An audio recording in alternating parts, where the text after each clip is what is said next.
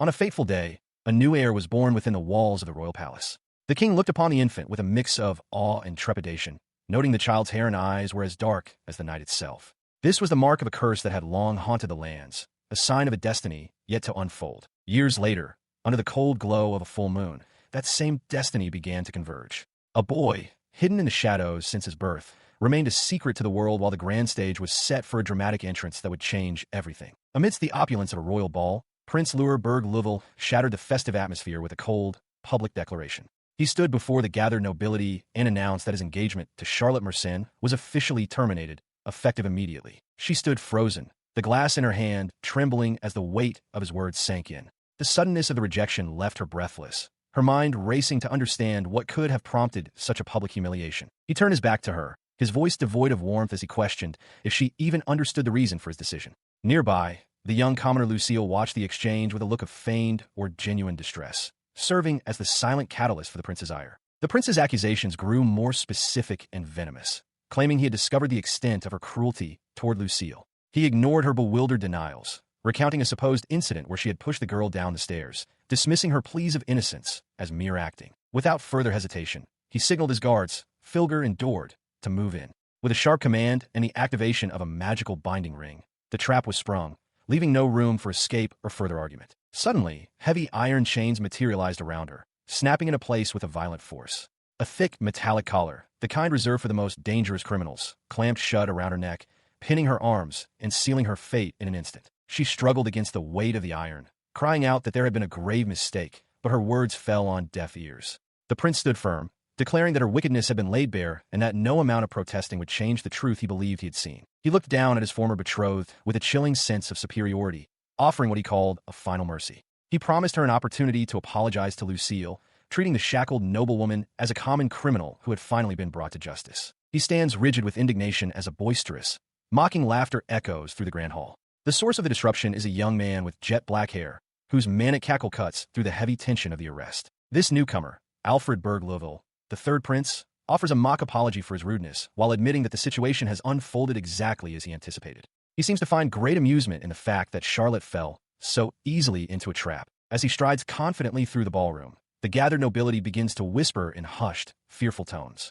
They speak of the cursed child with ebony hair and eyes, their superstitions flaring at the mere presence of the dark-haired prince. Ignoring the murmurs, he turns his attention toward the girl at the center of the scandal, pointing a finger directly at her. He demands to know if she's indeed Lucille, catching the commoner off guard. A predatory glint enters his eyes as he leans in, his expression twisting into something unsettling.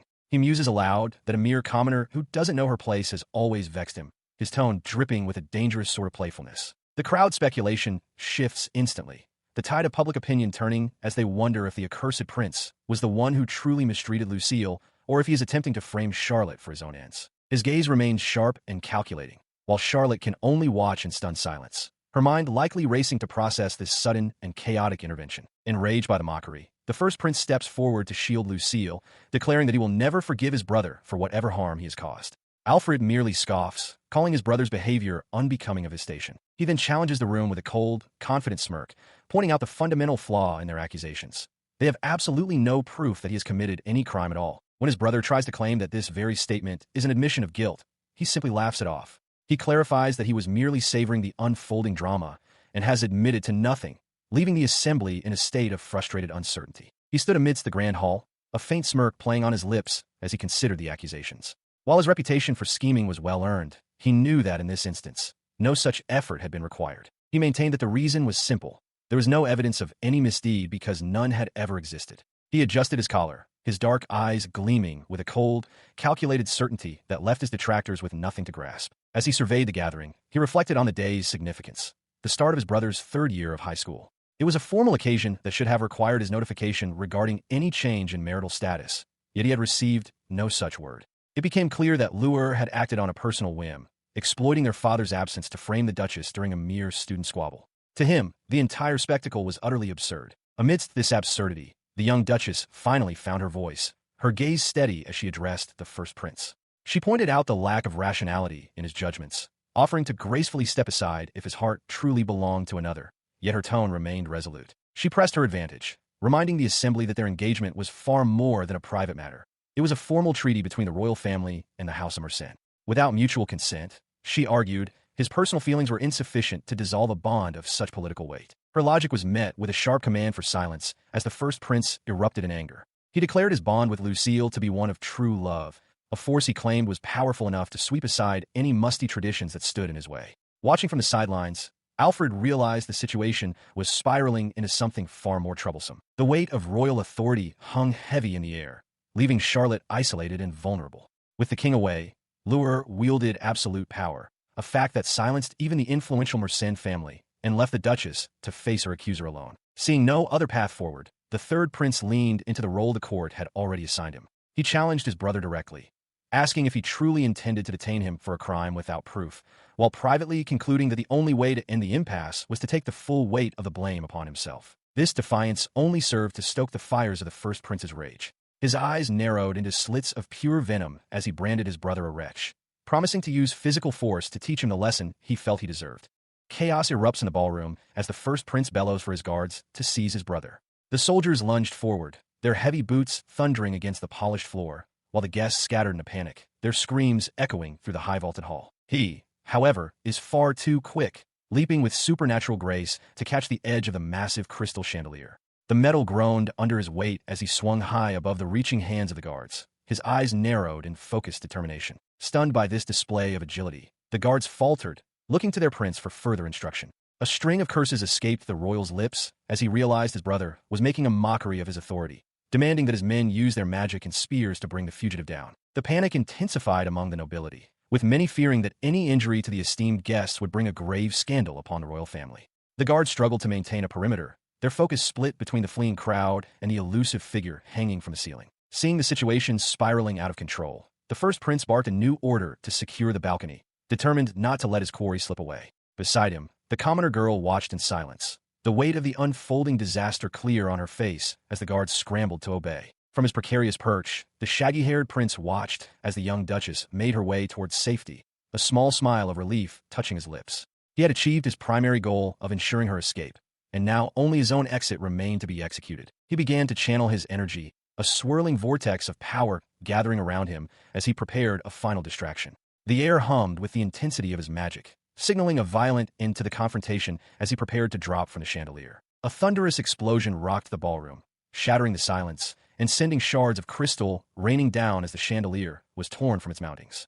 In a blinding flash and the ensuing smoke, the prince vanished from the center of the room, leaving only destruction in his wake. As the smoke cleared, the first prince stared at the destruction in disbelief, cursing the little rascal who had outmaneuvered him so thoroughly. High above on the balcony railing, his brother looked back one last time, noting with a smirk that the elder royal had truly lost his composure. With a final, mocking farewell, he activated a glowing artifact on his wrist, preparing to vanish into the night. The light intensified, casting long shadows across the balcony as he made his final exit from the scene of his triumph, leaving his brother to deal with the ruins of the party. He had slipped away, leaving a trail of destruction and a brother consumed by a cold, simmering rage. Standing amidst the ruins of the ballroom, the first prince offered a mockingly polite farewell to the empty air, his face contorted with a mixture of hatred and disbelief. As the rogue prince drifted further into the night sky, the guards scrambled for orders, their eyes fixed on the retreating figure.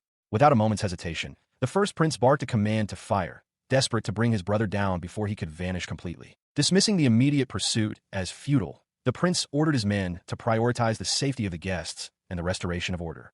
Despite the concern etched on the face of his companion, he remained resolute, claiming to already know exactly where his brother was heading. Despite his outward command, his composure fractured as he whispered his brother's name through gritted teeth. The intensity of his grip and the darkness in his gaze suggested that this conflict was far from over. While the palace remained in a state of high alert, the silence of the outer walls offered a stark contrast to the chaos within.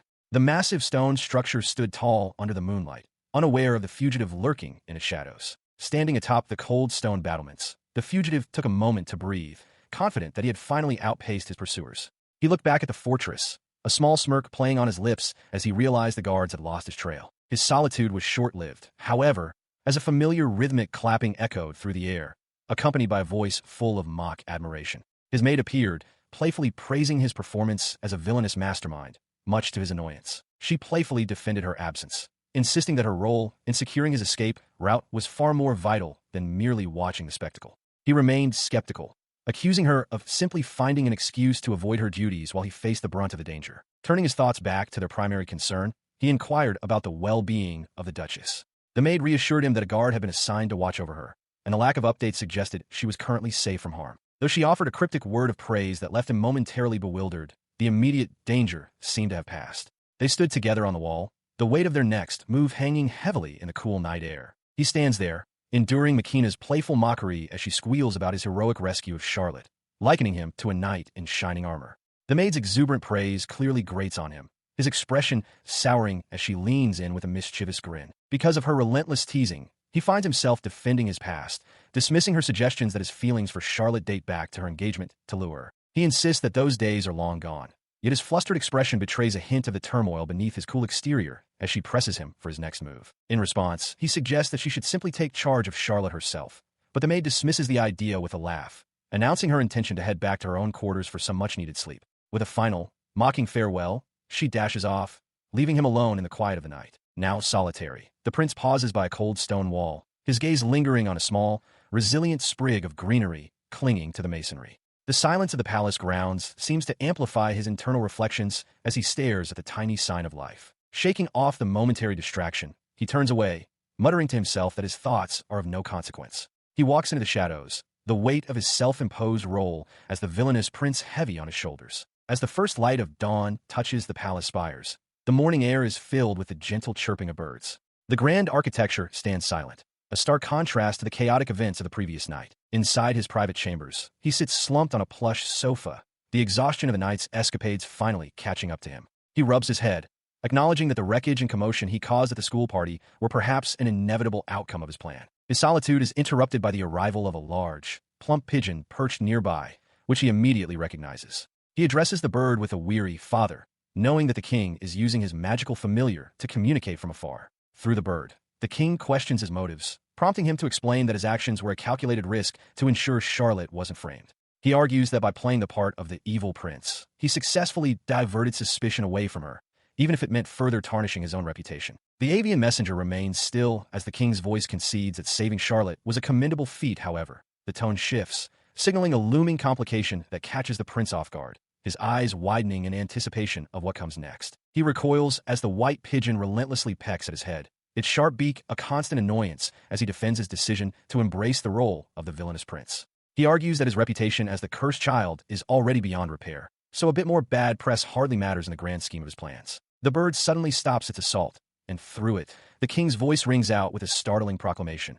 A marriage has been arranged for his son. The young prince's eyes widen in sheer disbelief at the unexpected news, his mind momentarily blank as the weight of the announcement sinks in. Stunned, he questions if this is some twisted joke, wondering who would ever propose a marriage to someone labeled as cursed. The king's voice remains firm, dismissing his son's skepticism and insisting that the matter is entirely serious, regardless of how the prince perceives his own reputation. His father explains that the recent incident proved he requires closer supervision, and this union is a way to exercise royal authority over his chaotic life. The prince finds the move incredibly cruel, feeling his autonomy being stripped away under the guise of management and discipline. He scoffs at the idea, demanding to know who would possibly agree to such an arrangement with a man of his standing. The king reveals that he personally initiated the contact, and that the other party gave their willing consent, leaving the prince even more bewildered by the identity of this mysterious partner. While he struggles to process the king's words, the door opens, and Makina announces the arrival of the mysterious fiancé. The prince turns his gaze toward the entrance, his heart racing as the reality of the situation begins to manifest in the hallway. Makina lets out a knowing sigh, clearly having been in on the secret the entire time. She invites the guest in, and a delicate, well-dressed foot steps across the threshold, signaling the arrival of the woman who has agreed to this unexpected union. Into the room walks Charlotte Merens, her presence radiating grace and composure despite the recent turmoil. She offers a polite request to be excused as she makes her entrance, her elegant attire and calm demeanor making her look every bit the noble woman she is. The sight of her leaves the prince completely speechless, his jaw dropping as he realizes that the woman standing before him is indeed Charlotte, the very person he had just villainously saved from disgrace. Seeing his son's intense reaction, the king's voice through the pigeon teases him for taking such a quick fancy to her. Enraged and confused by the manipulation, the prince lunges forward and grabs the bird, demanding to know what his father's true endgame is in this sudden arrangement. He stands before the king's messenger bird, listening as his father explains the calculated deception. The plan is to replace one lie with another. Instead of Charlotte being a bully, the narrative will shift to her being a victim framed by the third prince himself. The prince remains silent, his expression darkening as the king admits that while the first prince's termination of the engagement is a fixed fact, the circumstances surrounding it must be rewritten. As the king continues, he emphasizes that the royal family must take responsibility for the fallout of this scandal. Charlotte stands nearby, her gaze fixed on the floor as she hears that she is still considered a valuable addition to the royal lineage, despite her precarious social standing. Frustrated by the absurdity of the situation, the young man clutches his hair, demanding to know why he specifically must be the one to marry her. The king calmly responds that there are 4 key reasons for this arrangement. The reasons are laid out plainly. He is one of the few eligible royals left. The marriage fulfills Charlotte's own wishes, and most importantly, her presence is expected to keep his erratic behavior in check. He presses for the final reason, but the king hesitates, noting that the last point is merely a rumor circulating through the halls. Before the king can elaborate, the door swings open and manhwa bursts in, her face alight with the very gossip the king was referring to. She explains that the academy is buzzing with a new story, that the third prince has loved Charlotte from the start and masterminded this entire conflict just to steal her away from his older brother. With a mischievous grin, the maid points directly at him, declaring that in the eyes of the world, he is simply a man stealing his brother's girl. Both he and Charlotte are left speechless by the sheer audacity of the claim. Alfred is reeling from the sheer absurdity of the situation, struggling to grasp the logic behind the rumor that he is supposedly stealing someone's girl. As he tries to process the confusion, manhwa and Charlotte observe his visible distress, wondering how the narrative could have spiraled so far out of control. He reflects on the grand halls of the palace, realizing that his own actions, or lack thereof, contributed to this mess. Ever since a pivotal incident, his withdrawal from public life has allowed others to shape his reputation in his absence. He admits that his negligence played a part in the rumor spreading, explaining that he had locked himself in his room specifically to avoid running into his brother, Lur, at school. This self-imposed isolation, intended as a shield, inadvertently became the breeding ground for lies. When he asks if Lur was truly the one responsible for orchestrating these falsehoods, manhwa confirms it with a cheerful laugh. The realization hits him hard, leaving him momentarily speechless at the depth of his brother's manipulation. She animatedly mimics Lur's dramatic rants, describing how he would claim to anyone who would listen that Alfred only mistreated Lucille because he was secretly obsessed with Charlotte. The performance highlights the calculated nature of the smear campaign. The king, accompanied by his silent pigeon familiar, confirms that this is indeed the reality of the situation. He watches as Alfred's frustration grows, the weight of the public perception becoming an undeniable force. His father then proposes a startling strategy. Instead of fighting the rumor, they should use it to their advantage by making the engagement between Alfred and Charlotte a reality. Alfred is aghast, questioning why they would even consider following such absurd logic. manhwa points out the political benefit, explaining that if they proceed with this plan, Charlotte will be framed as a victim of the villainous third prince. This would shift public sentiment, turning her from a wrongdoer into a damsel in distress who deserves sympathy. He clenches his fist in anger, appalled that both his father and the maid are discussing Charlotte's future so casually just for the sake of appearances. He argues that she has finally been freed from false accusations, and this plan would only trap her in a new kind of misery. With a fierce, protective intensity, he shouts that becoming the fiancée of the cursed child would be a burden she would have to bear for the rest of her life. Charlotte looks on, stunned by the depth of his concern for her well-being over his own reputation. He recoiled in disbelief, the realization of the king's manipulation hitting him like a physical blow. He shouted that he had only been playing the villainous role assigned to him, never expecting it to be used as a pretext for a forced engagement. The king, however, remained unmoved, simply instructing him to prepare himself for the public eye, while manhwa watched the tense exchange in silence. Gritting his teeth against the injustice, he began to reflect on the fundamental laws of their world. Typically, magic is a predictable force, governed by ancient rules that dictate the potential of every living soul. Reflecting on his studies, he recalled that most are born with an affinity for one of the 4 primary elements: fire, water, earth, or wind. These forces form the bedrock of all magical practice, represented by sacred geometric patterns in ancient texts. While commoners find their potential strictly limited to these 4, the extent of their power is dictated by their inherent qualities. Royalty, however, stands apart from this common limitation, possessing a strength that transcends the ordinary. A 5th element exists, a radiant golden power known as ether. It is the divine mark that distinguishes the royal bloodline from all others, a symbol of their right to rule and their connection to the heavens. Yet, as he looked inward, he knew that no such golden light resided within him. Instead, he harbored something far more terrifying, the 6th element, a dark void where the royal light should be. He realized he bore the very same dark magic once wielded by the legendary Witch of the Night, a force so potent it had once plunged the entire world into an age of absolute darkness and despair. She wielded a power that has symbolized ruin and catastrophe since ancient times, a shadow that now clings to his soul and marks him as a harbinger of destruction. Because of this dark inheritance, he had been forced into a life of isolation since childhood. Whenever he attended gatherings, people would whisper and shrink away, fearing the ominous cloud they believed hung over him, leaving him to find solace only in books. He had endured this lonely, shunned existence as the only life he had ever known, a cycle of rejection that had defined him until this very moment, standing before the king who now sought to use him. He clenches his fist tightly, the leather of his glove creaking under the strain. He has resolved himself to play the part of the villain, believing that if the king were to sponsor him, the royal reputation would be dragged through the mud. His frustration boils over as he snaps at his father, calling him a blockhead and a lousy parent. The king, speaking through his avian familiar, remains unmoved, coolly remarking that he never asked his son to take on such a burden. The monarch continues his dismissal, asking if that meager outburst is truly all his foolish son has to offer. Shifting his attention, the king addresses the young duchess directly, questioning if she is genuinely comfortable with the current arrangement. Behind her, the maid watches the exchange with a mix of concern and surprise. She stands tall, her gaze steady as she explains that her position is unique among the ducal houses. It is her own personal desire, she clarifies, to maintain her ties with the royal family, regardless of the circumstances. This dedication is backed by a rare and potent gift. She possesses an immense amount of mana known as silver mana. This power is whispered to be the closest thing in existence to the royal ether itself. Because of this extraordinary proficiency, she is arguably the most qualified individual in the kingdom to support the royal lineage, even without a drop of royal blood in her veins. The king acknowledges that the crown simply cannot afford to lose someone of her caliber. Seizing the moment, the prince bluntly asks her if she harbors any reservations about men after witnessing his display, prompting a sharp rebuke from the maid for his lack of tact. She pauses, her hand clutching her dress, as she admits that under any other circumstances, with any other man, she might have felt a deep hesitation. However, a soft, genuine smile graces her lips as she looks toward him. She declares with absolute certainty that because it is him, she is perfectly fine with everything. She had been the one to approach him at that fateful party, a beacon of grace amidst the crowd. Even then, her eyes had followed him with a deep-seated concern for the curse he carried, a kindness he hadn't expected. This realization struck him with sudden clarity. She truly, genuinely placed her trust in him despite everything. Gritting his teeth, he cursed his own blindness, his fist tightening as the weight of his oversight settled, and while his loyal maid called out his name.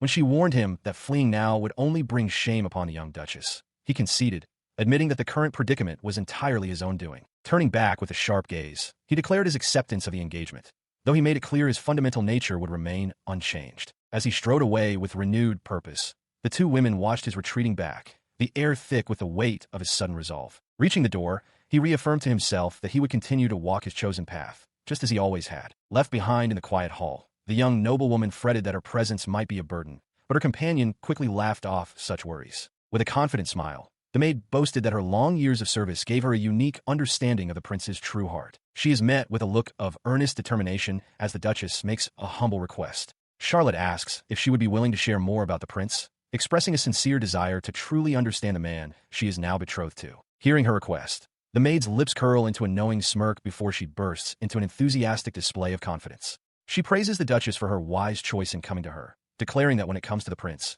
she has all the answers and more. With a playful flourish, she invites Charlotte to rely entirely on her expertise as they begin their deep dive into his history. The story begins with a simple picture book resting on a tea table, a classic tale of a young boy from a village embarking on a journey to vanquish a demon lord. It was the kind of cliched story that a young heart would cherish deeply. 7-year-old Charlotte clutches that very book at a sun-drenched garden party, her eyes searching the crowd for the one who gave it to her. She finds him, the 9-year-old Prince Lurer, and rushes over to express her gratitude for the gift, calling out his name with childish excitement. With a radiant smile, she tells him how much she loved the story, and he responds with a gentle, pleased expression, glad to see her enjoyment. The conversation turns to the book's themes, and she muses that the world would be a better place if everyone, even enemies, could simply find a way to coexist in peace. Her eyes sparkle with ambition as she makes a bold declaration. When she eventually becomes queen, she will dedicate herself to creating a country where everyone can live in perfect harmony. However, the prince's demeanor shifts instantly, his face hardening as he bluntly dismisses her vision as a naive fantasy, warning her that real life rarely follows such a smooth path. He continues his critique, warning that while dreams are pleasant, they are ultimately hollow, and that a ruler's whims can have dire consequences for the stability of the entire kingdom. Before she can respond, he is summoned away by his duties, leaving her standing alone with a brief, cold apology as he disappears back into the formal gathering. Left in the wake of his departure, she is haunted by his words, beginning to doubt the very ideals she once held so dear as the weight of his cynicism sinks in. She noticed a book lying forgotten on a stone ledge, wondering aloud if someone had accidentally left it behind. Determined to become a queen worthy of the kingdom, she decided she had outgrown such childish picture books and began to walk away. Her departure was interrupted by a voice asking if she had forgotten something, causing her to bristle at the unexpected intrusion. Turning around, she realized the boy holding the book was none other than Prince Alfred,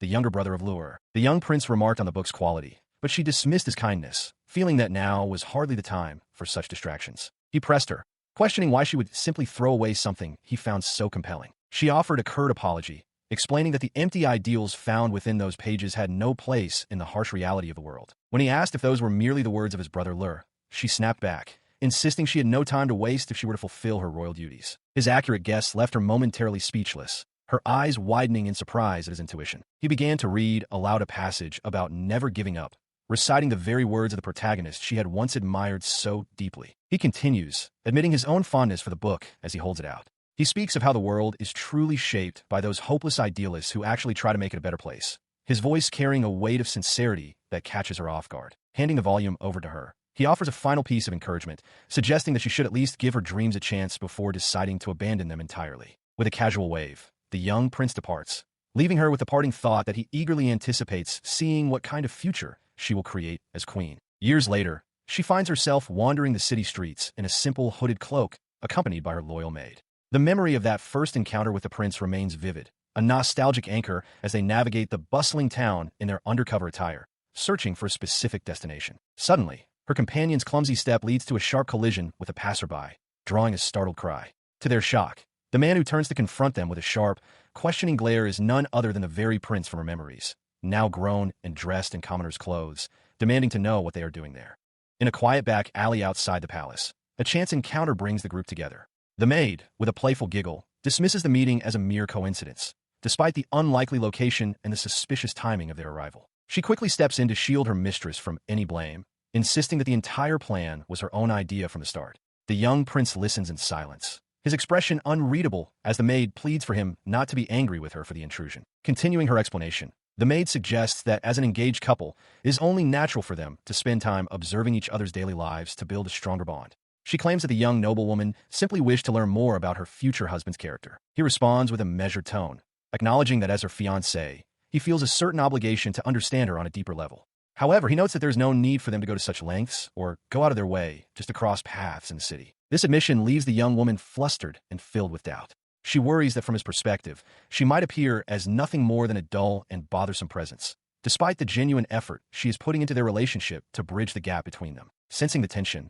the maid offers a mischievous wink, silently signaling for her mistress to play along with her next move. She then makes a bold and scandalous claim, suggesting that the prince has a specific preference for women with more developed figures. As she gestures toward her mistress's chest to emphasize her point, the prince is left utterly speechless and mortified by her sheer audacity. The outburst that follows is immediate, as he shouts at the maid for her inappropriate remarks while the young noblewoman stands by in embarrassment. Laughing off the situation as a mere slip of the tongue, the maid beats a hasty retreat with the prince in hot pursuit. Watching them bicker and run, the young woman realizes that despite the constant friction, the two of them actually share a remarkably close bond. She reflects on how well they seem to understand each other, even in the midst of such chaotic and absurd behavior. She listens intently as the maid suggests a way to bridge the gap between her and the prince, proposing a more intimate way to address him to foster their connection. The suggestion of using a nickname like Alcoin leaves her wide-eyed, her mind racing as she contemplates taking such a bold and informal step with royalty. While she hesitates,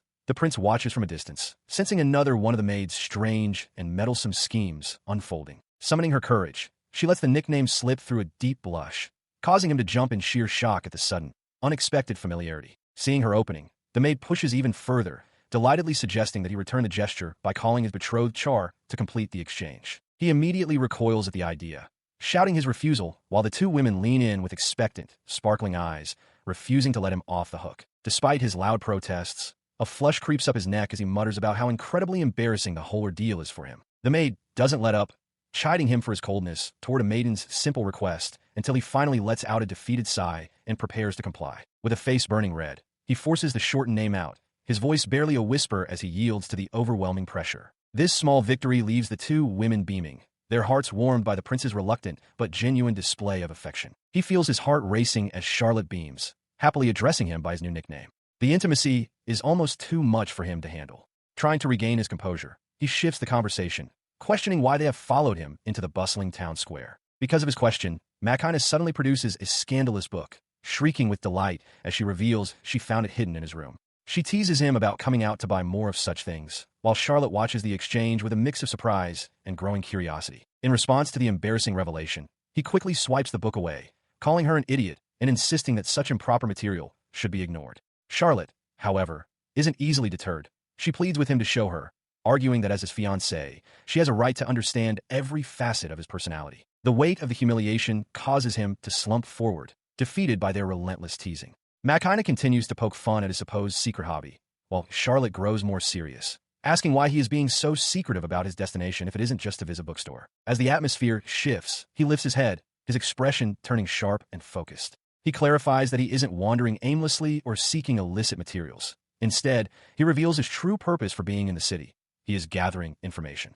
A local merchant leans over his stall, gossiping about the scandalous news of the third prince spiriting away the Duchess right from under Prince Lure's nose. Hearing the rumors, the prince himself chuckles, finding the commoner's perception of him as a menace quite amusing as he walks through the market with his companions. His lightheartedness leaves the young Duchess and her maid momentarily bewildered, unsure of how to react to his casual attitude towards such serious accusations. He continues his explanation, revealing that he has been using these familiar shops to gauge the public's opinion and keep an eye on his brother's reputation. While he talks, he offers a fresh apple to the Duchess, who takes a tentative bite. He admits that while he initially planned to investigate alone, having her along is a pleasant change of pace. The Duchess, her face flushing a deep crimson, finds the simple fruit surprisingly delicious as she processes his unexpected kindness. Their stroll eventually leads them to a grand, stone-faced building, which he proudly identifies as the local Adventurers Guild. Stepping inside, they are met with a cacophony of voices and the smell of hearty food.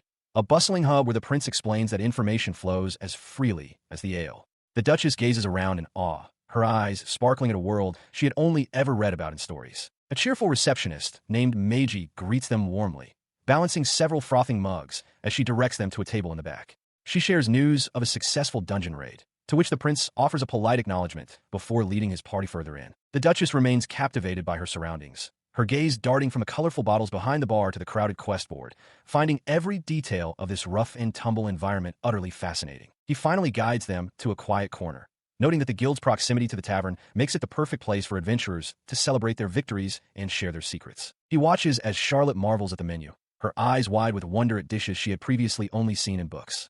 Makina encourages her to order whatever she likes, while Alfred finds her genuine excitement quite interesting. Seeing her mistress so engaged, the maid whispers to the prince that this outing was intended as a necessary distraction from the pain of a broken engagement. He remains skeptical, however, muttering under his breath about whether the noblewoman's intentions are truly so simple or if she is merely trying to study him. She continues her playful prodding, suggesting with a wink that he should show his appreciation for her efforts, perhaps even with a pay raise. Her cheerful demeanor masks a sharp wit as she claims to be making moves on her mistress's behalf. Despite her teasing, he acknowledges her help with a sincere word of thanks. The maid accepts the gratitude with a smile, while Charlotte watches the exchange, perhaps a bit overwhelmed by the casual atmosphere of the tavern. The moment of calm is suddenly shattered by an unexpected development, catching him off guard. Beside him, the young Duchess begins to tremble, her composure slipping as a sense of unease washes over the group. He turns back to the maid, offering a more heartfelt thanks for her constant support and foresight. She counters with a blush, noting that his own planning often reaches beyond what she can manage, creating a rare moment of mutual respect between them. Sensing her growing distress, he reaches out to steady her, his grip firm yet reassuring. She remains silent, her gaze averted as she struggles to process the shifting dynamics of their situation. She finally finds her voice, whispering a sharp rebuke about how his unexpected kindness is throwing her off balance. He watches her closely, noting the flush in her cheeks and the conflict in her eyes as she tries to maintain her noble facade. Their private moment is interrupted by a boisterous shout as an old acquaintance named Kevin slams a hand onto his shoulder in a friendly greeting. The sudden arrival of other adventurers forces a change in tactics, and Charlotte quickly steps forward, introducing herself as his fiancée to maintain their cover. The name seems to strike a chord with the newcomer, who begins to wonder aloud where he has heard it before. Panic flares in his eyes as he tries to distract his friend, desperate to prevent the man from connecting the dots and realizing the true identity of the woman standing beside them. He stands by, tense, as the boisterous adventurer greets the hooded girl, shortening her name to Chow with a friendly grin. The prince watches as the man remarks that things must have been difficult for her lately, causing her to tremble visibly under her cloak as she offers a hesitant greeting in return. He feels a wave of cold sweat down his neck as the adventurer continues, oblivious to the growing panic, noting that her name is remarkably similar to that of the infamous Duchess who reportedly bullied a commoner girl. Kevin slams his mug down, his voice booming through the tavern as he rants about the Duchess of Merens. He declares that her noble lineage means nothing if she treats commoners like steam to be blown off, calling her a piece of work. Beside him, Alfred reaches out towards Charlotte, who sits huddled under her hood. She remains silent, her eyes wide with a mix of fear and uncertainty as the prince's hand moves toward her. He continues his loud tirade, praising Prince Lure for having the sense to ditch such a woman. He dismisses the third prince as a coward the kingdom doesn't need, contrasting him with the golden boy Lure and the other royal siblings while Charlotte grips her glass so hard her knuckles turn white. He then turns his attention directly to Alfred, asking for his thoughts on the matter. With a boisterous laugh, he suggests that the world would be a better place if both the Duchess and the third prince simply kicked the bucket. He laughs off the comment, his expression bright and carefree as he claims the stories he's heard are quite different. Charlotte looks on in disbelief, her face pale as she realizes how easily he masks his true feelings. With a sharp, almost predatory grin, Alfred remarks that he wouldn't be so bothered if the insults were directed only at him. Kevin, unaware of his companion's identity, mentions that while some rumors paint the Duchess as a victim, his extensive network of adventurer contacts suggests a much darker truth. As the day's events play out in his mind, Alfred reflects on the success of his machinations. By engaging with influential guild figures and strategically planting rumors, he has successfully framed the recent scandals as a plot by the wicked third prince, effectively shielding Charlotte from public scorn. Later, the trio makes their way through the cobblestone streets under the afternoon sun. Though the plan worked perfectly, Charlotte moves with a visible heaviness, the weight of the lies and the public's hatred for Alfred pressing down on her. She breaks the silence, speaking softly to Charlotte as they walk behind the prince. She insists that despite his calculating nature and the terrible things people say, Alfred is truly not a bad person at heart. She apologizes for the stressful nature of their outing, acknowledging that Charlotte had only hoped for a simple change of pace. Alfred remains silent, his gaze fixed ahead as he absorbs the consequences of his self-sacrificing deception. He walked away, his back turned to the young woman who stood small against the backdrop of the castle.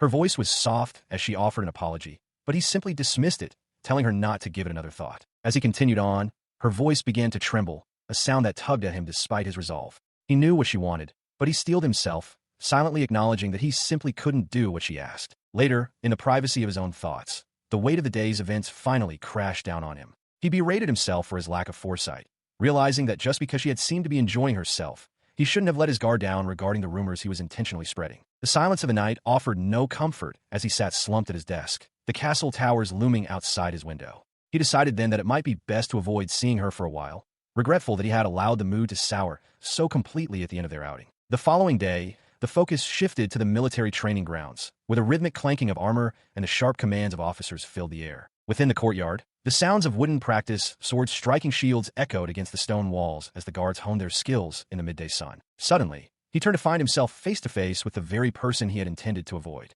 Charlotte stood there, accompanied by her loyal maid, catching him completely off guard. His composure shattered instantly, his mind racing as he struggled to understand why she would be here, of all places.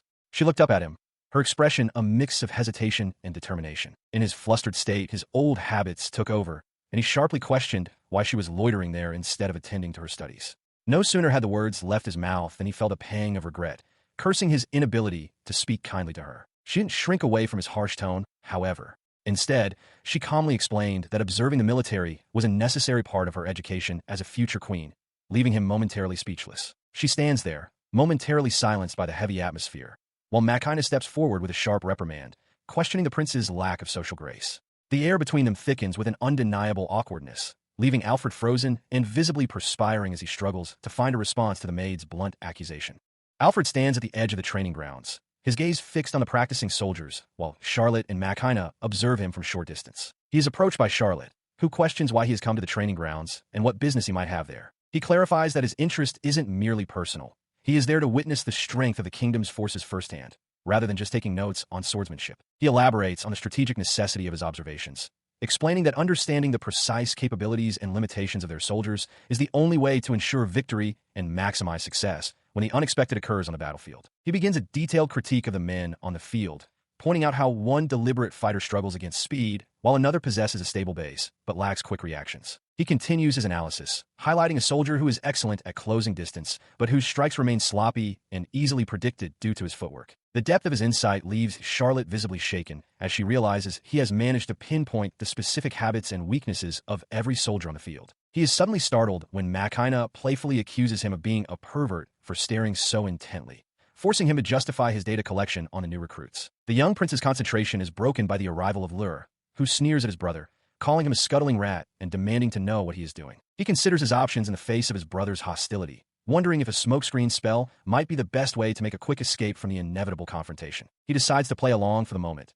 swallowing his pride and choosing to bend his knee to avoid a larger, more immediate confrontation. Turning to his loyal maid, he entrusts Charlotte's safety to manhwa, while the young Duchess looks on with clear concern for his well-being. She leans in close, whispering her surprise that he hasn't fled yet, having expected him to be long gone by now rather than standing his ground. He offers her a reassuring glance and tells her not to worry, claiming a long-standing familiarity with his brother's difficult and predictable nature. The tension breaks as Lure looms over them, his frustration boiling over when Alfred addresses him with a casual familiarity that the elder prince finds deeply insulting. The elder prince continues his tirade, accusing his younger brother of being a disgrace to their lineage and threatening to beat some sense into him, while Alfred remains unimpressed by the lack of evidence for these claims. Challenging the baseless accusations once more, the younger prince is met with a sharp command to arm himself as a wooden training sword is tossed at his feet. The elder prince declares his intent to provide a physical correction to Alfred's character, even as Alfred sighs at the sheer effort the confrontation requires. Infuriated by what he perceives as cowardice,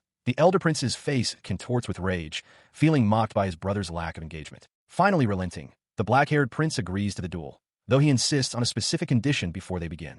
Alfred sets the terms of the duel, insisting on using a real blade while his brother settles for a wooden training sword. Lure scoffs at the suggestion, confidently accepting the handicap while the surrounding guards whisper about Alfred's lack of honor. He is warned by a concerned attendant about the inherent danger of the situation, but he remains unfazed, asserting that a coward like his brother poses no real threat. In response, Alfred flashes a sharp, predatory grin, mockingly questioning what might happen if his hand were to slip during the heat of battle. He merely dismisses the taunt as empty barking, his eyes narrowing as he prepares for the engagement. The two brothers square off in the center of the castle courtyard, the tension between them palpable as the duel officially commences before a gathered crowd. With a sudden, explosive burst of energy, he lunges forward, his wooden sword whistling through the air as he unleashes a powerful overhead strike. The blow is met with a sharp clang as Alfred raises his steel blade to intercept the strike, the force of the collision vibrating through his arms. While the spectators roar for Lure to crush his opponent, the prince himself realizes that his brother's defense is more solid than he anticipated. He continues to weather the storm of attacks, his movements precise and economical as he deflects each of Lure's aggressive swings. His eyes remain fixed on his brother's movements,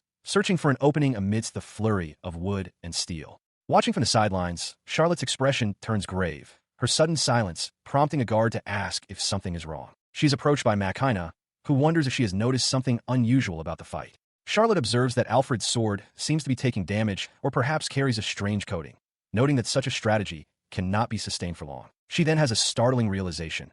Alfred isn't just parrying randomly, but is intentionally catching Lure strikes on the exact same section of his blade every single time. She watches intently as Alfred braces himself, his mind racing to decipher his opponent's true intentions while their blades remain locked in a tense stalemate. He is suddenly met with a ferocious, lunging strike from the first prince, whose roar echoes across the courtyard as their blades collide with a sharp, metallic crack. The prince's overwhelming force leaves the onlookers breathless as the sound of splintering wood fills the air, signaling a sudden and violent end to the exchange. They watch in disbelief as the impact sends him reeling backward, clutching his chest while the crowd erupts in cheers, marveling at how a mere wooden training sword could shatter steel. He struggles to find his footing amidst the roar of the spectators, but she remains skeptical, whispering to her companion that the defeat seemed almost too convenient, as if he had lost on purpose. Her suspicions are only heightened as he looks down at his brother with a smug, condescending grin, demanding an apology now that the duel is over, though the defeated prince remains defiant. They are interrupted when a stranger watches the exchange with a cold,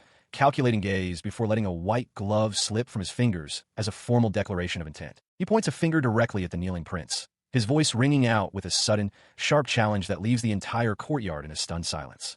The mysterious challenger stands firm, a white glove held out as a formal declaration of a duel. He explains that a victory would save him the trouble of a long investigation, forcing the prince to admit his guilt and apologize publicly alongside Charlotte. Alfred stares back, his mind racing as he evaluates the man before him. He wonders if this stranger is a hero or a villain, but the terms offered are nearly impossible to accept. He tries to argue that the challenger has no evidence against him, but the man counters sharply. He points out that while Alfred's attitude speaks volumes, refusing the duel would only imply that he has something to hide from the gathered crowd. A cold realization washes over the prince as he looks into the challenger's eyes. He understands the trap perfectly. Accepting the duel puts everything at risk, but refusing it would confirm the suspicions of the soldiers watching them. In this lopsided situation, there seems to be no path that leads to a clear advantage. His fist clenches tightly as the frustration of being cornered boils beneath the surface. Finally, he yields to the pressure, agreeing to the duel but insisting on a condition of his own. The challenger seems surprised by this sudden counteroffer. The two men stand apart, the air thick with tension as the terms of their combat are finalized. Alfred's gaze shifts toward the heavy collar locked around Charlotte's neck. He knows the challenger holds the key to her freedom. The restraint is a cruel device meant for felons, acting as a magic seal that leaves her powerless. He feels a pang of sympathy, imagining how difficult it must be for her to have the magic she honed for so long suddenly stripped away. She remained bound by the magic sealing collar, and the challenger realized this was his chance to negotiate for her freedom. Since these restraints lacked a master key, obtaining the one held by Prince Lure was the only way to release her. Tauntingly, he wiggled a white glove before his opponent, questioning if there was anything to hide and assuming a refusal was out of the question. The challenger then laid out the stakes. Victory would mean the removal of the collar, though he mocked the prince's slim chances of success. With a grim expression, the prince accepted the terms, stating simply that it would be so. He then declared that the duel would take place in 2 weeks' time, his gaze fixed and unwavering. Accepting the delay, the young man simply bid him farewell until that day arrived. As the sun beat down on the castle ramparts, a final warning echoed through the air, advising the prince to prepare himself for the trials ahead. A voice echoes through the ornate palace hallway, calling urgently for the maid. Charlotte is intercepted by Makina, who informs her that Prince Lure is requesting her presence immediately. Realizing the gravity of the situation, the young duchess decides she must confront him directly to uncover the truth behind the recent chaos. She turns to the maid, her expression filled with a mix of determination and lingering doubt. Looking up at the grand chandelier, she is haunted by a single, nagging question. Why did Alfred choose to lose the duel on purpose? The realization that he went as far as tampering with his own weapon leaves her utterly bewildered by his inscrutable and seemingly self-destructive motives. Sensing her mistress's internal turmoil, the maid maintains a stoic and knowing expression, as if she holds the key to the mystery. When asked why anyone would go to such lengths to ruin their own reputation, the maid reveals the cold truth.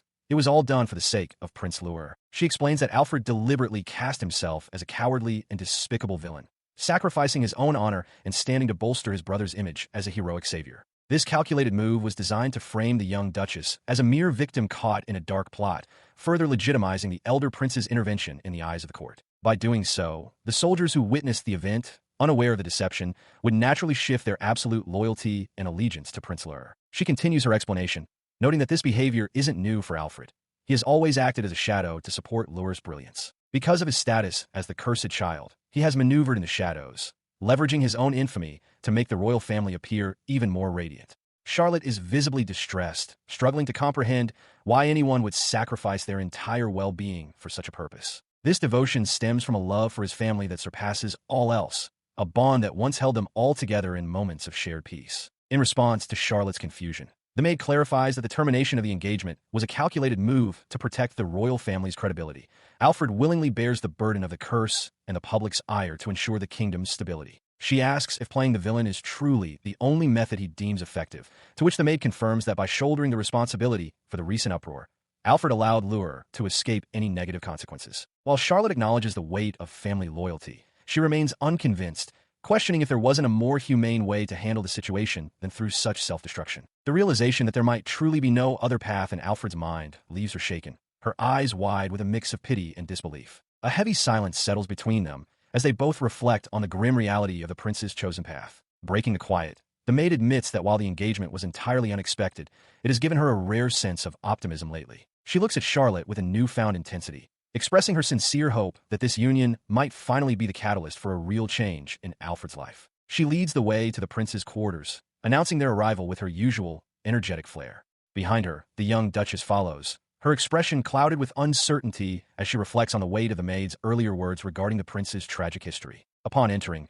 they find the prince in a state of profound humility, his head bowed low and hands pressed together in a sincere apology. He expresses deep regret for dragging the duchess into the center of this royal turmoil, his face beaded with sweat from the intensity of his remorse. Despite his somber tone, the maid erupts with excitement, realizing that they now possess the means to unlock the collar and clear the duchess's name. The prince, however, remains grounded, reminding them that while this is a breakthrough, their predicament is far from resolved and the situation remains dire. He turns toward the door, the wood creaking as he pushes it open, his mind already racing with the stakes of the upcoming duel. Knowing that the Duchess's future is now tied to his own, he resolves that failure is no longer an option and he must do everything in his power to succeed. Turning back to his companions, he issues a sudden command for both of them to prepare for an immediate departure. The instruction catches them off guard, their eyes widening in shared confusion as they try to process the sudden change in plans. As he begins to stride down the hallway, the Duchess calls out, questioning their destination. He replies without looking back, stating that his work is not yet finished,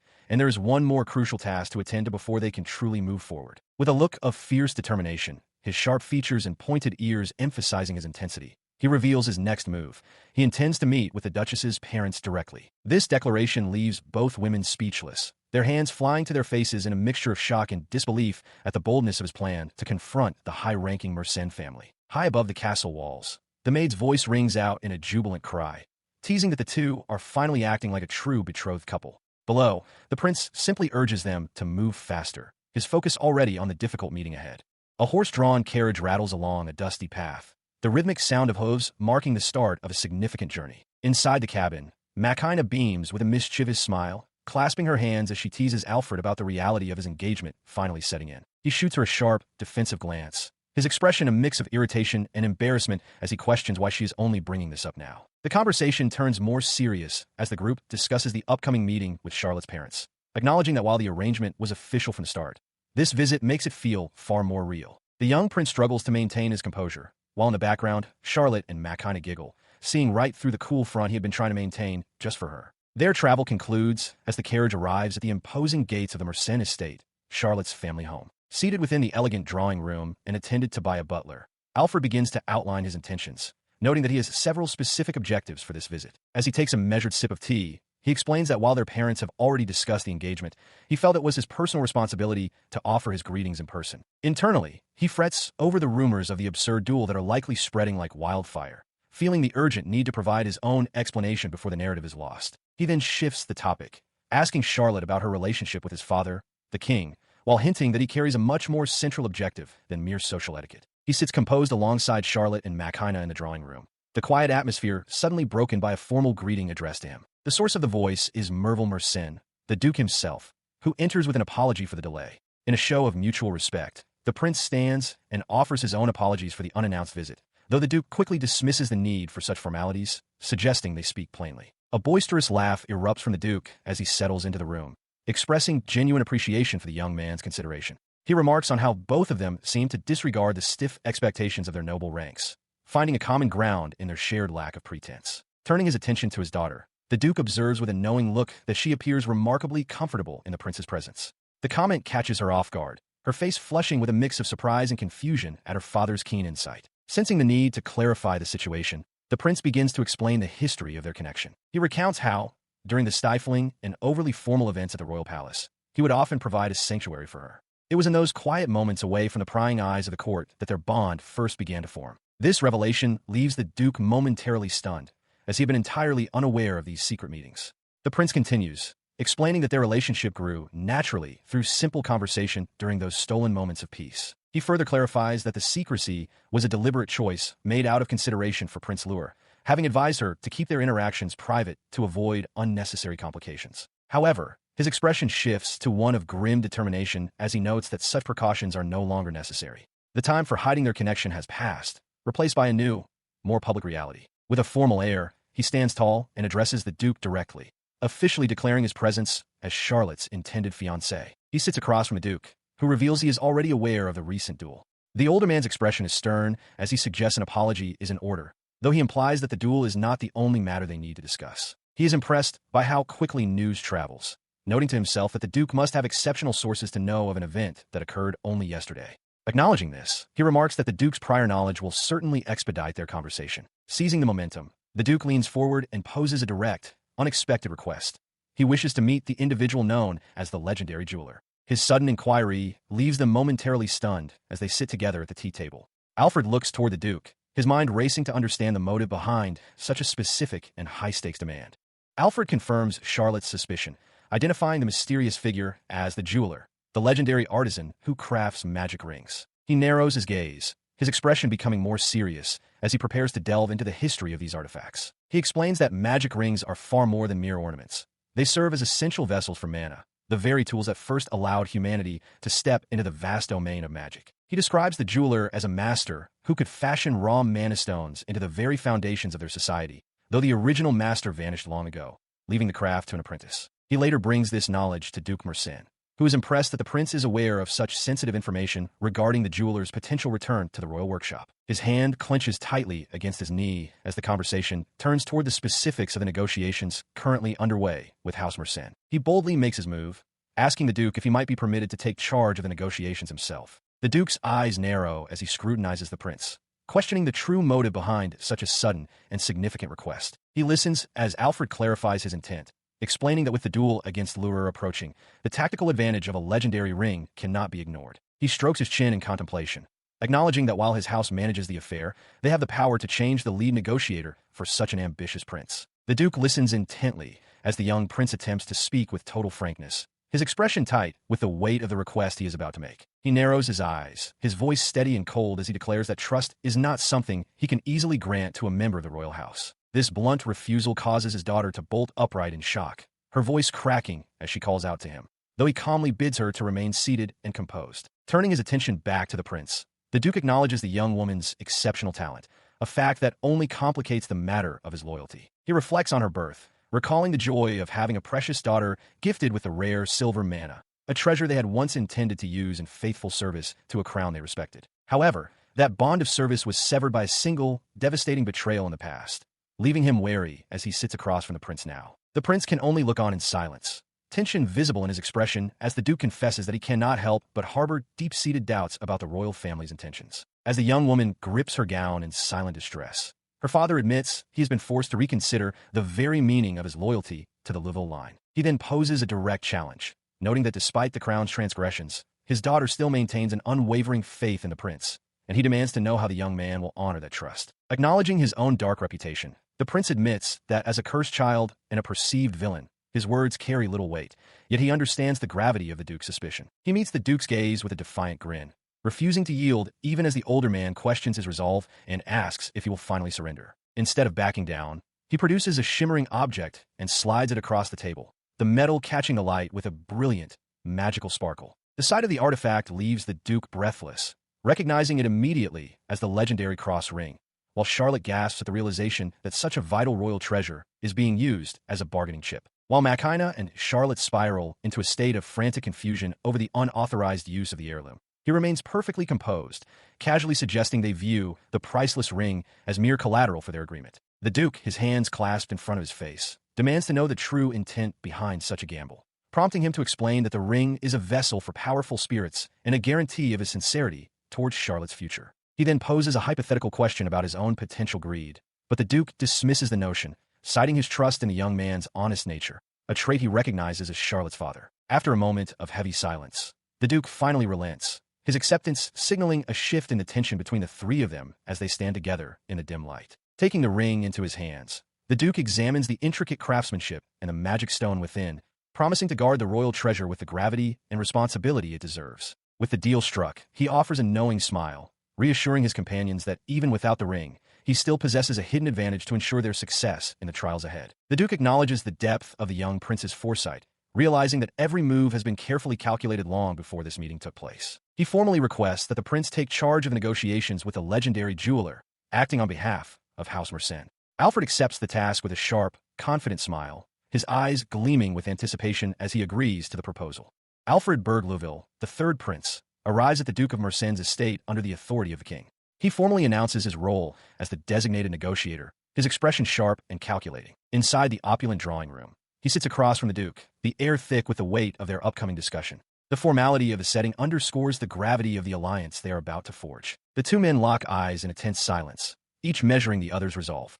The Duke's gaze is piercing, searching for any sign of weakness or deceit in the young prince. Suddenly, the Duke breaks the tension with a hearty laugh, his stern expression softening into one of genuine amusement. The sudden shift in mood catches the prince slightly off guard. He admits that the previous hostility was merely a test to determine if the prince was worthy of protecting his daughter, Charlotte. With a sincere tone, he offers an apology for the ruse and formally entrusts her care to the young man. Releasing a long-held breath, the prince confesses he had suspected such a trial was underway. He affirms his readiness to accept any consequences that may arise from this dangerous partnership. The Duke gazes at him with newfound respect, dismissing the need for any further penance or talk of consequences.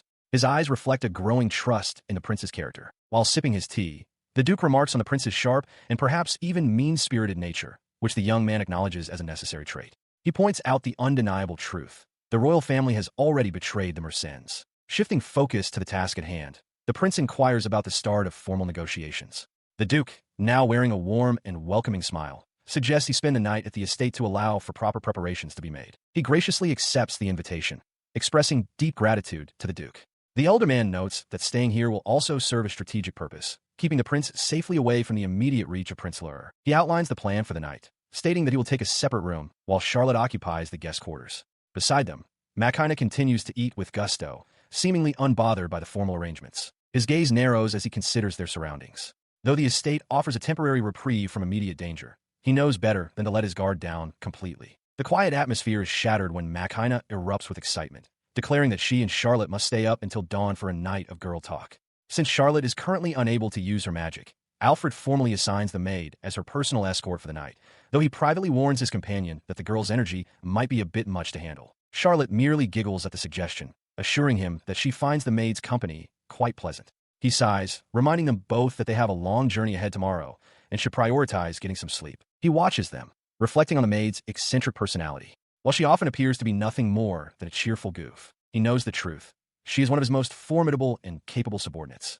With Charlotte currently defenseless, there is no one he trusts more to stand watch over her through the night. Yet, a sudden wave of dread washes over him, causing a visible shudder. He can only pray that the talkative maid doesn't reveal any embarrassing secrets or unnecessary details about his past during their late-night chatter. Outside, the world grows still under the watchful eye of a crescent moon. The grand silhouette of the Merens estate stands tall against the night sky, its windows glowing softly as the inhabitants settle in. Within the comfort of the guest room, the two young women have traded their formal attire for soft nightgowns. Charlotte, clutching a pillow with a bright smile, admits that she has always admired the tradition of girl talk from a distance and is eager to experience it for herself. She expresses her genuine joy, admitting that having a close friend to share such moments with is a new and delightful experience for her, as she has never truly had someone to confide in before. She listens as the maid points out that they must be mindful of the time, recalling the prince's reminder about their early start the following morning and the importance of not staying up too late. Agreeing to keep their conversation concise, they both settle in,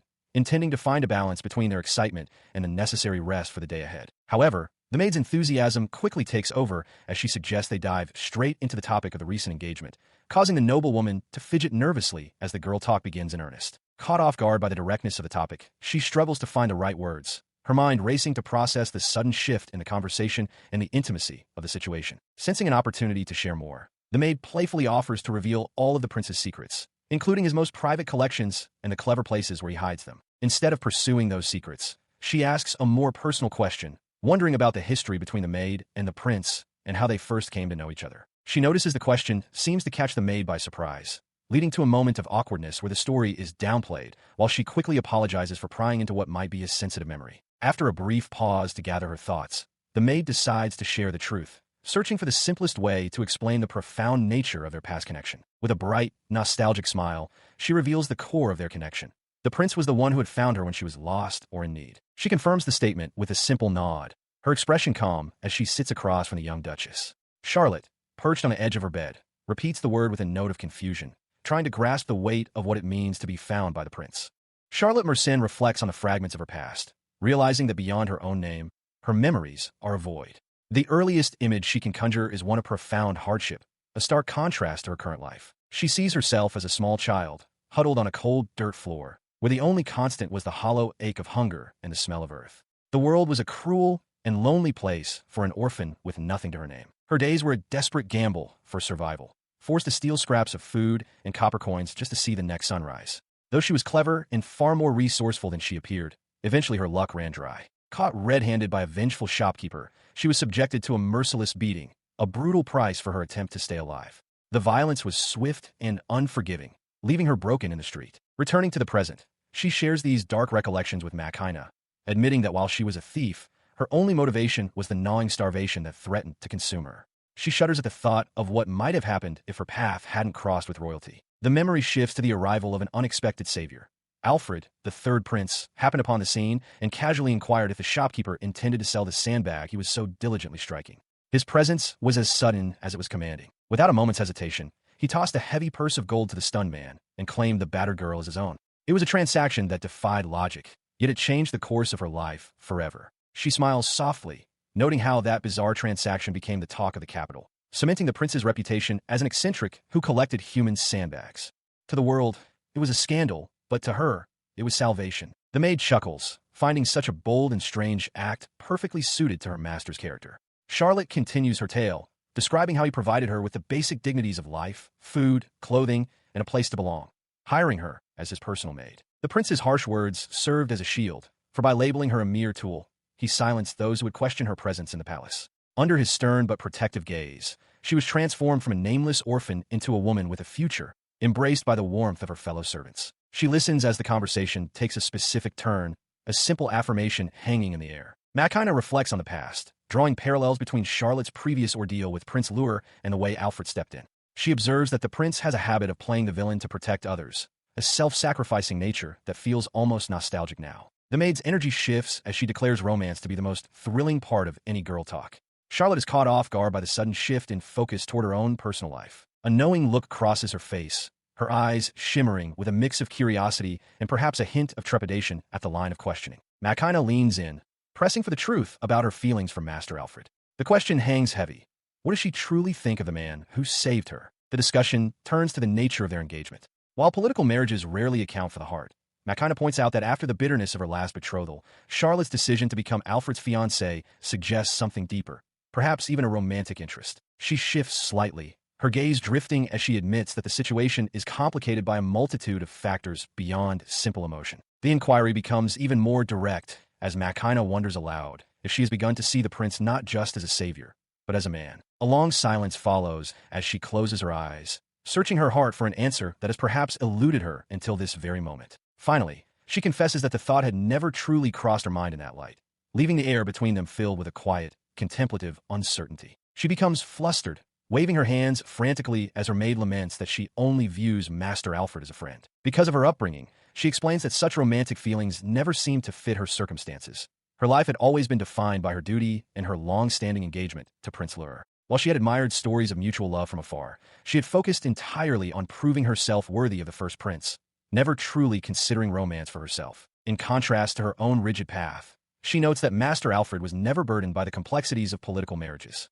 Her companion nods in agreement, acknowledging that as a true prince, being his fiancée would be considered the highest of honors. This realization leads the maid to laugh, pointing out that Alfred therefore had the absolute freedom to experience genuine love. The suggestion catches the young noblewoman completely off guard. The conversation takes a startling turn when a maid casually mentions that Alfred might already have someone he likes, leaving her mistress frozen in shock. Sensing the tension, the maid quickly tries to pivot to the late hour, suggesting they should head to bed. But her mistress is now far too intrigued to let the topic drop. Despite the reminder of an early morning ahead, she insists that she doesn't mind staying up a little later to uncover the truth. Suddenly, the maid cuts the discussion short by diving under the covers with a cheerful good night, leaving her mistress staring in disbelief. Frustrated by this sudden retreat, she protests that it's unfair for the one who initiated the girl's talk to fall asleep so easily. She demands a proper answer, refusing to let the mystery of Alfred's heart go unsolved. High above the quiet mansion, her voice echoes into the night as she agonizes over the identity of the woman Alfred might love. Downstairs, the prince himself lets out a sudden sneeze, unaware of the storm he has caused in the room above.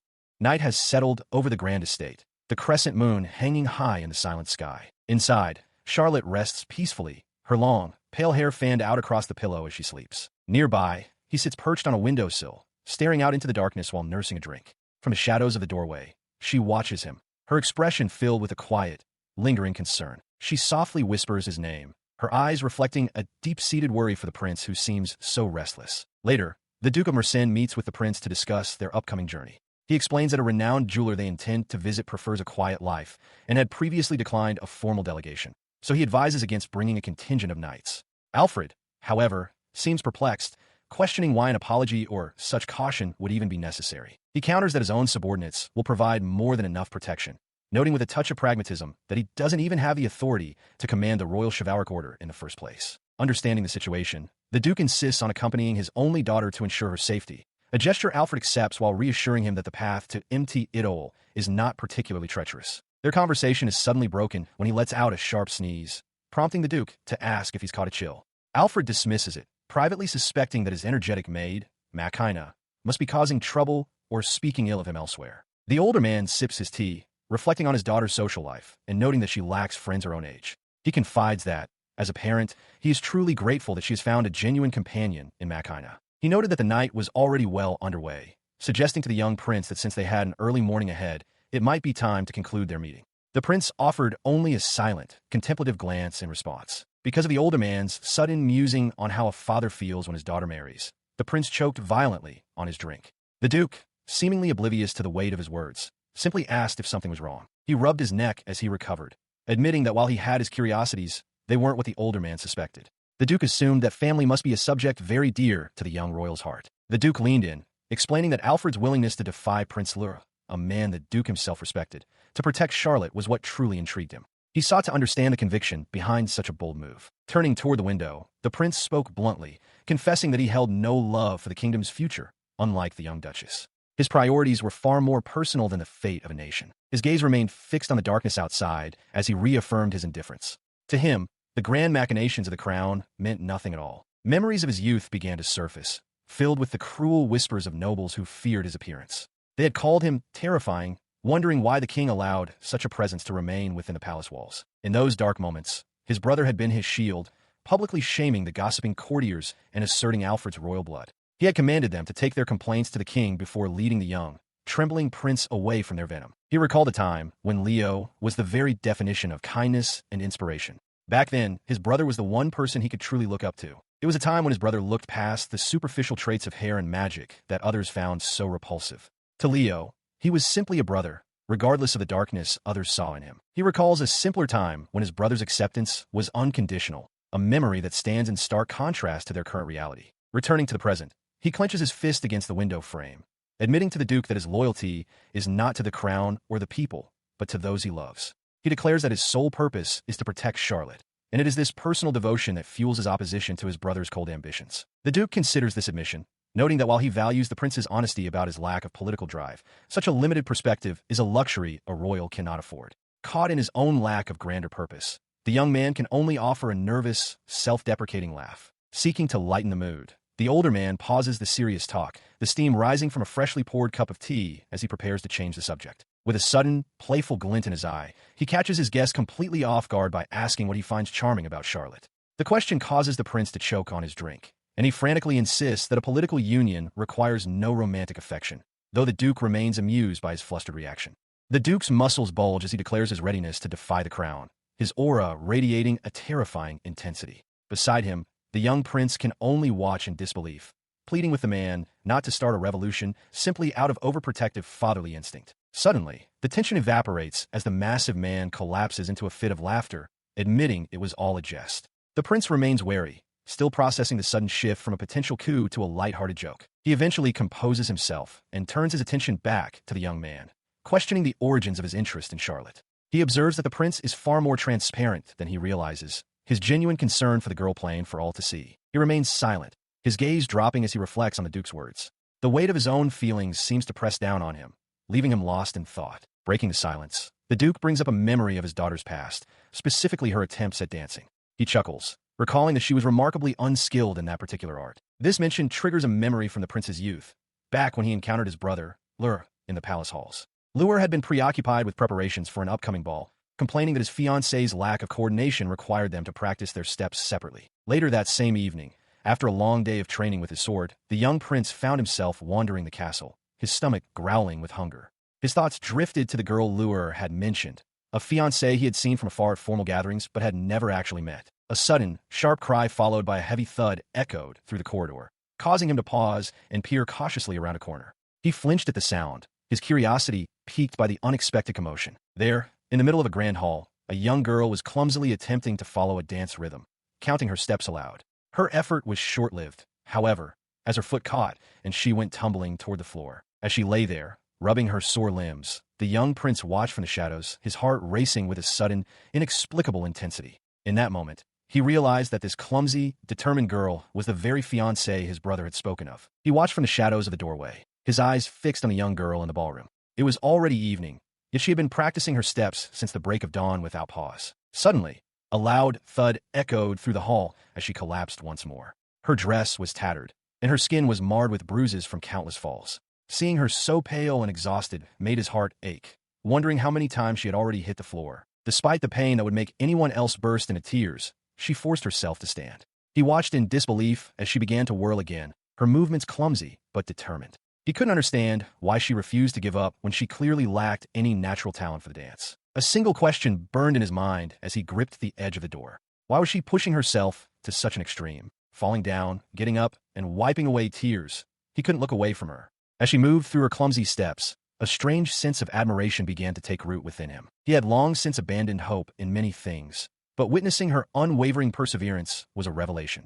To him, she was a beautiful light piercing through the darkest of nights, a radiance he felt a sudden, desperate need to protect. He vowed then that he would never let that light be tarnished. In his eyes, she didn't just dance. She shone with the brilliance of a distant star. Returning to the present, he admitted that it was that very night that spurred him into action.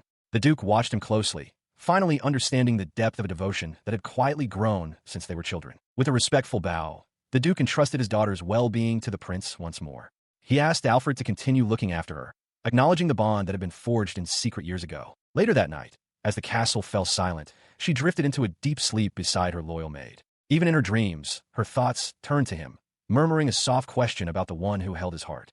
Makina twirls in her maid uniform, her drill-like hair bouncing as she defends her choice of attire to Charlotte. She insists it is her most prized possession, a gift from the young noblewoman herself, and refuses to change into anything more practical for their journey. Having set out on their journey, the trio arrives at the base of Mt. Etoile. Alfred gazes up at the peaks, noting that the legendary jeweler they seek resides somewhere beyond the rugged terrain, though the path ahead looks daunting. He listens as the maid warns of the terrible monsters rumored to haunt these slopes. They observe the path ahead, noting the lack of physical barriers despite the villagers' reputation for hostility toward outsiders and their refusal to let anyone pass. The prince expresses his concern, pointing out that with Charlotte's magic still sealed, venturing further without an escort might be too dangerous given the threat of local beasts. He wonders if they should wait for reinforcements before proceeding. She looks back at him with a gaze full of quiet resolve, firmly stating her intention to proceed with the group despite the risks. Because she views herself as a future queen, she explains that she has never neglected her training. While she admits she is no warrior, she believes her status as a member of the Merens family is vital for the upcoming negotiations, especially following the public breaking of her engagement to Prince Lur. He eventually concedes to her logic. Sensing the shift, Makina chimes in with characteristic bravado, claiming she can dispatch any monster without breaking a sweat and that Alfred is far better off with them than with some hired guard. The energetic maid then grabs her mistress's arm and begins pulling her toward the mountain trail, leaving the prince to marvel at their sudden burst of enthusiasm. As they walk, he reflects on the dark history of this land, recalling the Raumet, monstrous remnants of the Witch of the Night's curse that are immune to standard magic. Only the royal family's ether or the elusive sixth element can hope to fell such invincible creatures, and he prays they do not encounter one. To ensure their safety, he extends his hand and activates a search spell, sending out a pulse of magical energy to map the surrounding forest for any hidden threats. He explains that if any monsters approach, they will have time to decide whether to flee or stand their ground, confident in his ability to detect threats early. Continuing his explanation, he demonstrates his search ability, which scans the surrounding area, and mentions his other specialized rings like exchange and landmine. Charlotte is intrigued by what she considers a support-type tool, though she is surprised by his unique loadout. While he focuses on the task, the women whisper behind his back, debating if his obsession with obscure rings makes him a nerd or just a weirdo, much to his annoyance when he overhears them. A faint glow emanates from the ring on his finger as the magic activates, pulsing with a steady rhythm as it probes the environment. Suddenly, his expression sharpens as he detects a presence, ordering the others to hide, just as a massive, pale golem emerges from the brush. Charlotte realizes this isn't a standard monster, but a type of golem she has never encountered before, and they quickly agree that a retreat is the wisest course of action. The creature lets out a deafening roar, its central eye glowing with malice as it lunges toward the startled Duchess with terrifying speed. Reacting in a flash, he scoops her up and leaps away, narrowly avoiding the crushing blow that shatters the ground where she stood moments before. He explains that he used force to reinforce his legs, concentrating the magic to achieve the burst of speed necessary to save her. Despite their distance, the golem found them instantly, leading him to suspect it is a specialized hunter designed to track targets. Looking up at him with wide, shimmering eyes, she softly expresses her gratitude for his protection, her heart racing from the close call. The moment of intimacy is cut short as they find themselves in an awkward, close embrace, prompting a frantic shout from their companion that now is hardly the time for a romantic comedy, while the monster still looms over them. She hears the command as the golem's maw glows with a destructive fire. Alfred bellows for her to protect the Duchess. She reacts instantly, slamming her hands down to summon a massive stone barrier between the beast and her charge, while the prince acknowledges her success and prepares to engage the creature directly. He is the focus of her worried gaze as she watches from behind the safety of the wall, her heart heavy with the frustration of her own sealed magic. Makina offers a reassuring smile, explaining that while the prince might be socially awkward, his protective instincts are beyond reproach. She sees him lunge forward as the maid encourages her to trust in his strength. Despite the girl's lingering anxiety, the prince's resolve is unwavering as he closes the distance. He studies the monstrosity's movements, his keen eyes catching the unmistakable glint of magic rings embedded deep within its artificial flesh. The realization that this is no ordinary construct sharpens his focus. He breaks down the enemy's mechanics, identifying the specific spells, search, force, and shoot, that grant it such lethal efficiency. The existence of a golem powered by such sophisticated jewelry is a mystery that demands an answer, as he has never encountered such a creation in all his studies. He braces himself as the Titan's fist descends like a falling mountain, conjuring another earthen defense to absorb the impact. The ground trembles under the sheer weight of the assault. He spots the perfect opening amidst the dust and debris. Channeling his own energy, he concentrates a massive amount of physical reinforcement into his fist, further imbuing the strike with the explosive power of fire magic. He delivers the finishing blow, a thunderous impact that shatters the golem into 1,000 fragments. The threat neutralized, the maid cheers for his swift and decisive victory. He remains troubled by the implications of the encounter, even as he uses a preset teleportation ring to rejoin his companions. The ease of his return surprises the others, but his mind is already elsewhere. He and his companions are met with a sharp rebuke as a newcomer surveys the aftermath. Holding a small, damaged ring between her fingers, the elf-like woman sighs in disbelief, lamenting that they have completely destroyed the object she was examining. Her expression is one of pure exasperation at the thoroughness of their destruction. Standing before the mysterious woman, Alfred formally introduces himself as the third Prince of Louisville, offering a polite apology for their intrusion. The woman, her expression shifting from annoyance to recognition, reveals her identity as Eileen, the former first court jeweler of the royal workshop. She lets out a heavy sigh, lamenting the loss of her hard-earned peace and quiet, and specifically mentions the destruction of her golem as a major inconvenience. Her complaint is met with a sheepish, nervous laugh from the prince, who is clearly embarrassed by the chaotic entrance they made into her secluded life. He listens as the jeweler eventually softens her stance, noting that it would be impolite to keep a member of the royal family standing outside, though she remains wary of the sudden visit. She leads the group to a rustic, 2-story wooden cabin built directly into the side of the mountain, a humble abode that serves as both her home and workshop. Once inside the cramped quarters, she gestures vaguely for them to find a place to sit, though the interior is overflowing with various tools and materials. She watches as the prince scans the room in disbelief, his eyes darting between piles of junk and half-finished projects, wondering if there is even a single square inch of floor space available. He is interrupted when she wastes no time with pleasantries, asking directly what business could have brought them so far into the mountains,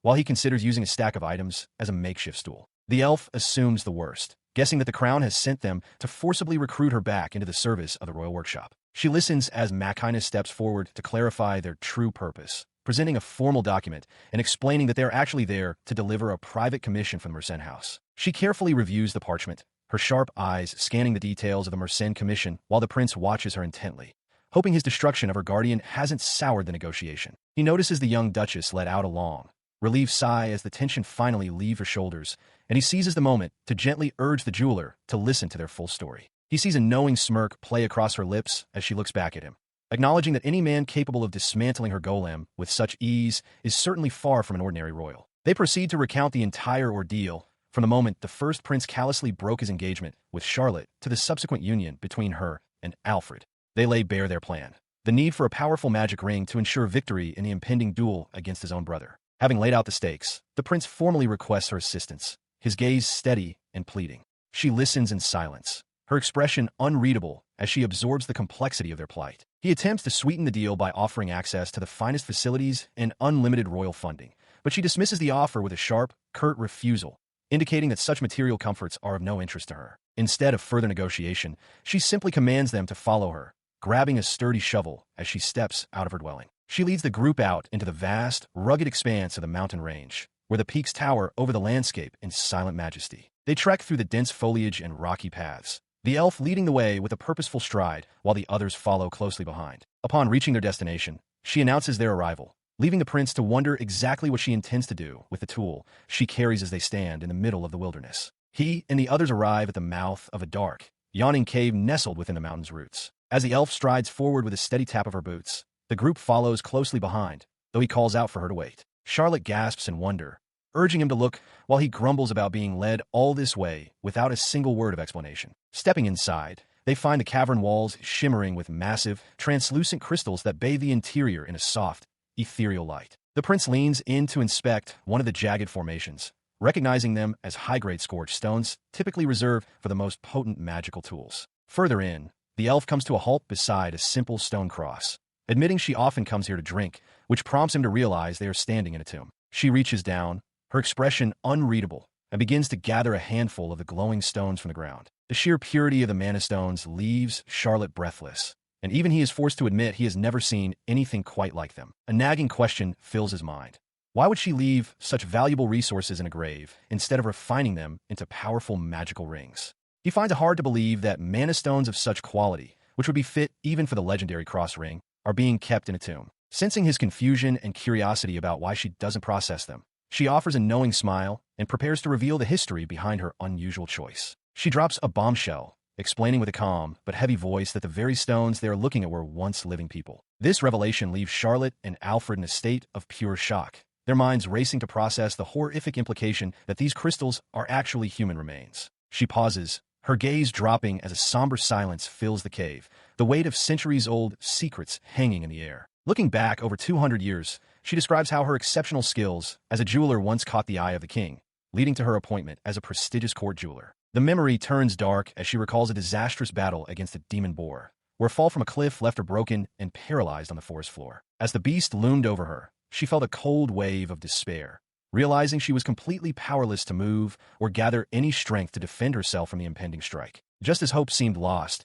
a mysterious force surged through her, centered around a ring that began to glow with an otherworldly light. Suddenly, a young woman leaped into the fray, her voice ringing out as she boldly confronted the massive demon boar to draw its attention away from the fallen elf. Once the immediate threat was neutralized, the girl crouched down with a playful, mischievous grin, teasingly asking if Eileen was simply enjoying a bit of sunbathing in the middle of the forest. This encounter changed everything. The jeweler, Netos, took her in, using her unique recovery magic to heal her wounds and force to bolster her strength, eventually allowing them to defeat the demon boar before Netos invited her fellow artisan back to her home. She had been living a solitary life on Mt. Itoil since the passing of her parents, but their shared passion for jewelry making forged an immediate bond between them. However, the moment the young artisan was asked to reveal her work, the atmosphere shifted. Upon seeing the rings, a profound sense of defeat washed over the elf, marking the first time she felt truly outmatched in her craft.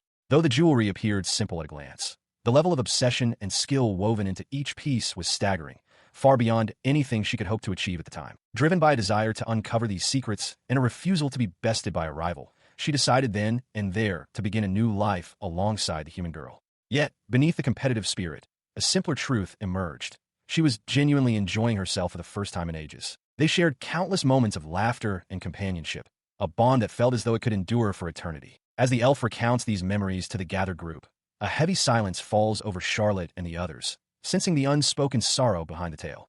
She admits that, even back then, there was one looming shadow she desperately tried to ignore. Looking back at their time spent studying together amidst piles of books and tools, the cruel reality of their different lifespans becomes impossible to deny. She understood with painful clarity that, as a mere human, her friend's life was a flickering candle destined to go out long before her own elven journey reached its twilight.